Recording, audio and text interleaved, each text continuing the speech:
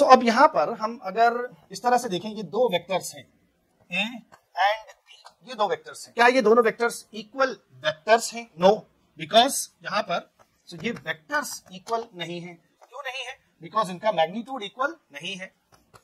B का जो magnitude है वो ए के मैग्नीट्यूड से ज्यादा है। हाँ, लेकिन दोनों वेक्टर्स क्या है, एक ही डायरेक्शन में इंडिकेट कर रहे हैं, दोनों एक दूसरे के पैरेलल हैं, इसीलिए दोनों की डायरेक्शन सेम है। तो हम क्या लिख सकते हैं कि जो कैप वेक्टर्स हैं वो सेम है। तो जब तक मैग्नीट्यूड और डायरेक्शन ना सेम हो तब तक दोनों वेक्टर्स इक्वल या सेम नहीं होंगे। तो यहां पर भी हमारे ये दो वेक्टर्स जो हैं ये इक्वल नहीं है।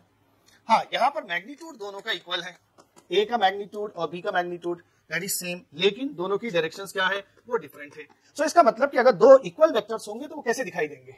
ये हमारा हो गया वेक्टर ए, बिल्कुल उतनी ही लेंथ का उसी डायरेक्शन में, ये हो गया वेक्टर बी। अब हम ये कह सकते हैं कि ये क्या है, इक्वल वेक्टर्स है। Vector A is equal to vector B. तो इस तरह से ये वेक्टर्स होंगे वो कहलाएंगे इक्वल वेक्टर्स।